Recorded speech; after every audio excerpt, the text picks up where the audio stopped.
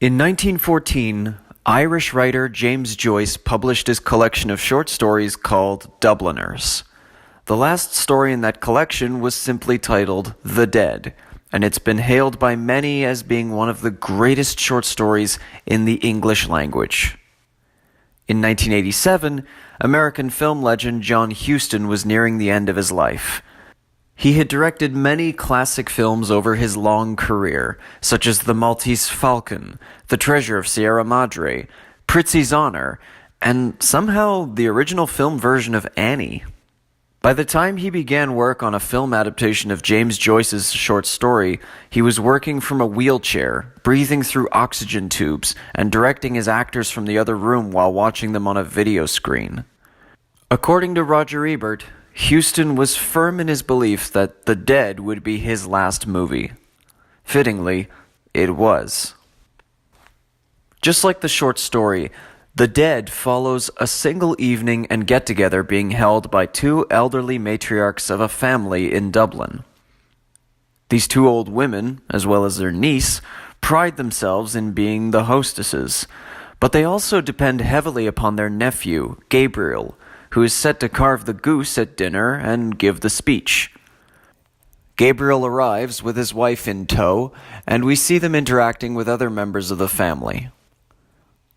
In its endeavors to portray a family reunion, this movie is timeless. We get the family black sheep, we get the radical-minded cousin, we get the older men lamenting better days. All of it is captured on screen as poignantly as it was in the original short story.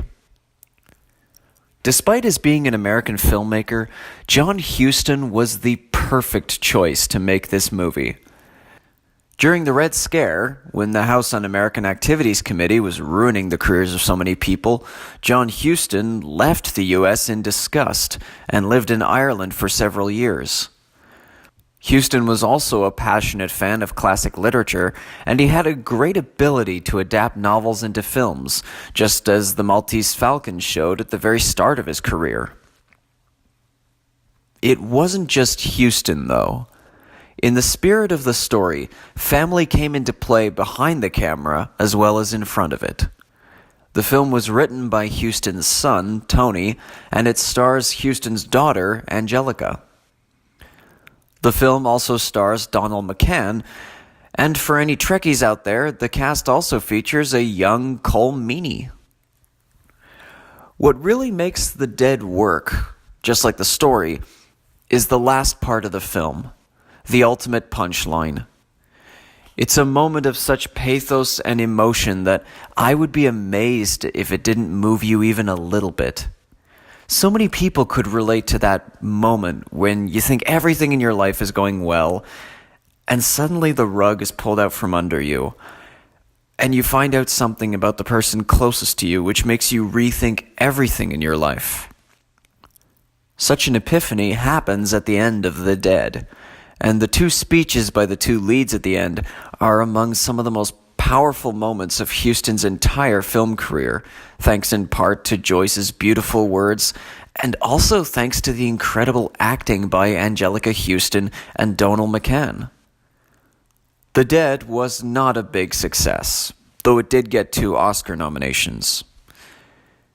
Award nominations aside, though, The Dead is without a doubt one of the best films that John Huston ever made, and he could not have made a more fitting film to complete his career as a filmmaker. Even though he never even lived long enough to see The Dead get released, few of us will ever be so lucky as to go out on such a note as John Huston did.